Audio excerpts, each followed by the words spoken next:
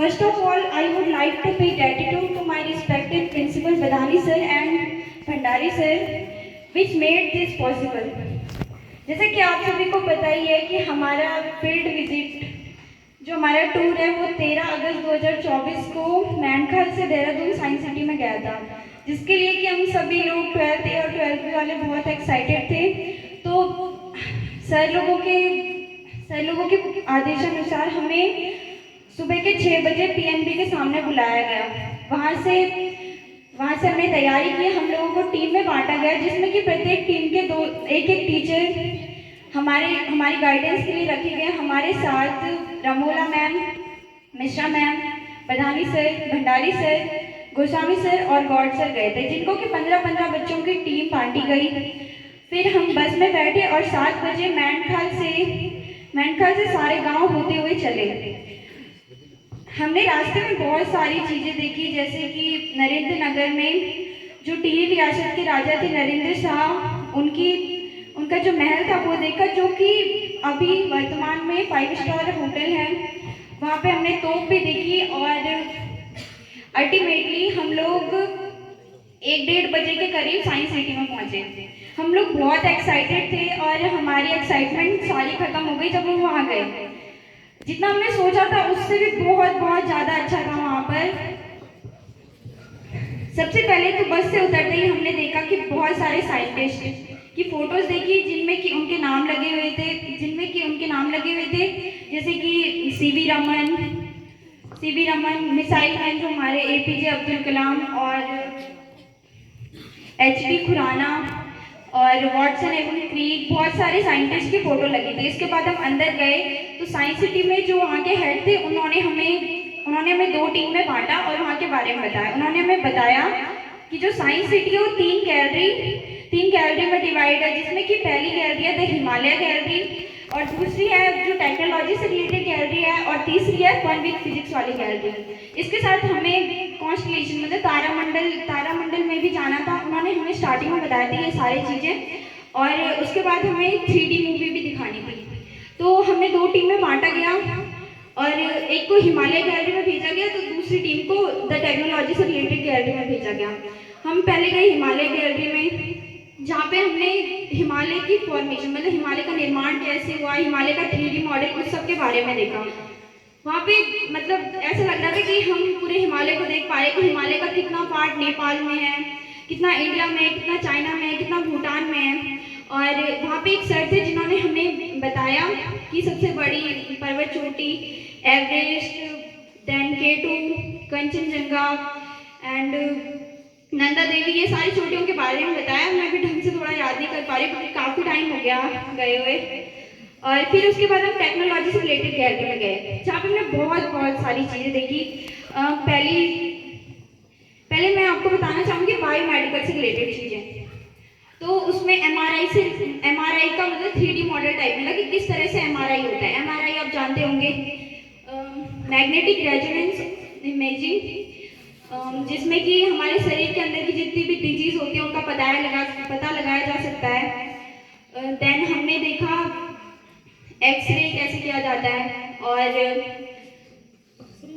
Baby design कैसे किया जा सकता है, वो भी देखा हमने कि मतलब आज की डेट में साइंस इतनी आगे बढ़ गई है कि हम चाहे तो अपना बेबी मतलब डिजाइन कर सकते हैं। मतलब उसके कैसे बाल चाहिए, उसका कैसा रंग चाहिए, वो लड़का हो लड़की हो, ये सब हम खुद से कंट्रोल कर सकते हैं। बट ये टेक्नोलॉजी अभी इंडिया में नहीं आई है। बायोमेडिकल में हमने और भी चीज़ें देखी, जैसे कि दवाइयाँ कैसे बनती है, कैसे काम करती है। और उसके बाद हमने टेक्नोलॉजी से रिलेटेड चीज़ें देखी, जिसमें कि सबसे पहला था कि हम कमरे के बाहर से अपने घर को कैसे कंट्रोल कर सकते हैं।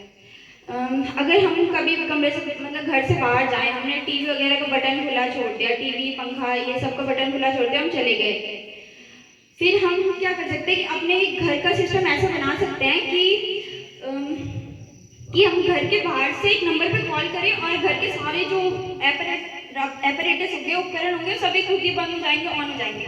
हम घर से बाहर से उन्हें कंट्रोल कर सकते हैं, जैसे कि एक्वेरियम वगैरह, इन सबको हम कंट्रोल कर सकते हैं, एरिगेशन वगैरह को हम कंट्रोल कर कर सकते हैं। देन हमने देखा कि किस तरह से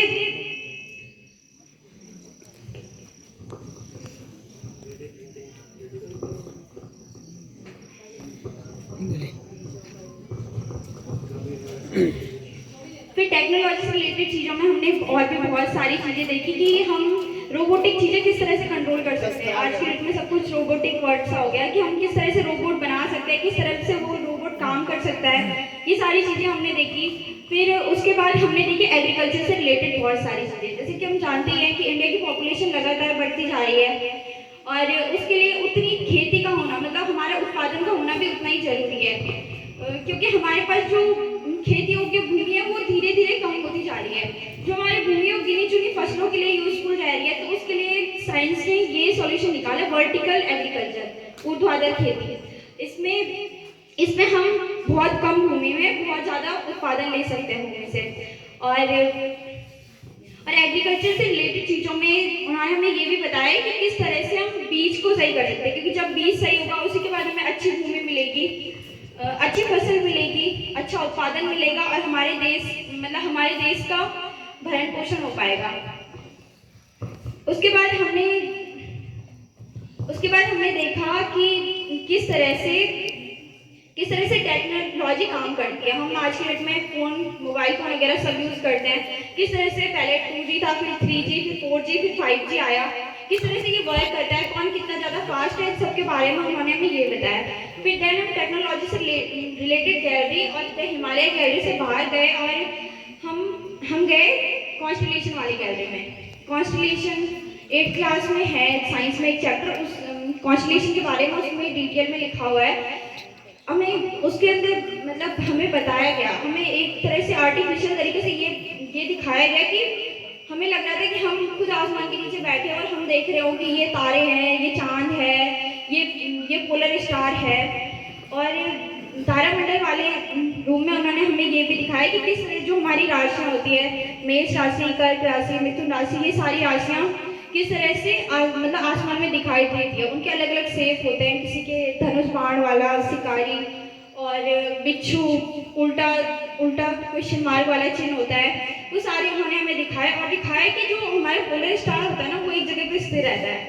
मुझे ये चीज़ पता ही नहीं थी, मैं 12th में चली गई और उससे हमें डायरेक्शन का ज्ञान होता है। और इसके अलावा उन्होंने हमें कॉन्स्टलेशन वाली गैलरी में बहुत ही अच्छा नज़ारा दिखाया। फिर देन हम गए 3D मूवी वाली गैलरी में। वहाँ पे हमें 2 3D मूवी दिखाई गई। पहले 3D मूवी तो थी हमारी सोलर सिस्टम से रिलेटेड, उसमें हमें बताया गया कि हमारे प्लैनेट्स, हमारे वो उपग्रह, मतलब जितने भी प्लैनेट हैं उसमें प्लूटो भी इंक्लूड था, और चांद, कृत्रिम उपग्रह, इन सब के बारे में बताया गया। वहाँ पे हमें एक ऐसा चश्मा दिया गया जिससे कि हमें लग रहा था कि ये सारी चीज़ें से बाहर आ रही होगी, जैसे प्लैनेट है, अभी जुपिटर आएगा हमसे टकरा जाएगा। और इसके बाद हमें दूसरी 3D मूवी में दिखाया गया हमारे जलीय जीवन के बारे में। जलीय जीवन में 11th में है, वर्टिब्रेट्स और नॉन वर्टिब्रेट्स के बारे में डिटेल में बताया गया। कोरीफेरा और ऑर्थ्रोपोडा वगैरह वगैरह के बारे में बहुत डिटेल में समझाया गया। देन 3D मूवी से हम बाहर गए, कि बहुत ही ज़्यादा इंटरेस्टिंग था।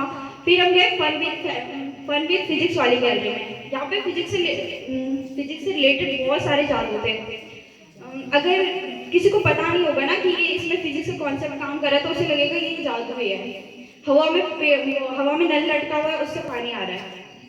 मतलब जाते ही हमने भी यही सोचा कि मतलब ये जादू है, हवा से पानी कैसा आ रहा है। फिर उसमें फिजिक्स लगी थी, उसका कॉन्सेप्ट समझा कि उसमें ये कॉन्सेप्ट था कि जल का और कांच का पठनांक सेम होता है। तो इसकी वजह से पानी जो था वो कांच का पाइप था, उससे ऊपर नीचे जा रहा था, और उसमें मोटर लगी थी जिससे कि ऊपर जा रहा था और फिर नल से नीचे आ रहा था। लेकिन जाते ही ऐसा लग रहा था कि हवा से पानी आ रहा होगा। फिर दूसरा था एक मैथ्स का कॉन्सेप्ट है अति परवलय का। उसमें सीधे से वायर थी और वो टेढ़े तिरछे होकर जा रही थी। इसका तो ढंग से समझ ही पाएंगे कि हम बायो वाले हैं। और हमने फिजिक्स की और भी बहुत सारी चीज़ें देखी, जैसे कि जादुई मिरर, उसमें फोकस दूरियों के अलग अलग होने के कारण हमें ऐसी ऐसी इमेजेस दिखाई दे रही थी, जैसे कि कोई इंसान बहुत ज़्यादा पतला लग रहा था, कोई बहुत मोटा लग रहा था, कोई उल्टा दिखाई दे रहा था, कोई उल्टा दिखाई दे रहा था। तो ये था फोकस दूरी के मतलब अलग अलग होने के कारण, कॉनकेव कॉन्वेक्स मिरर के कारण।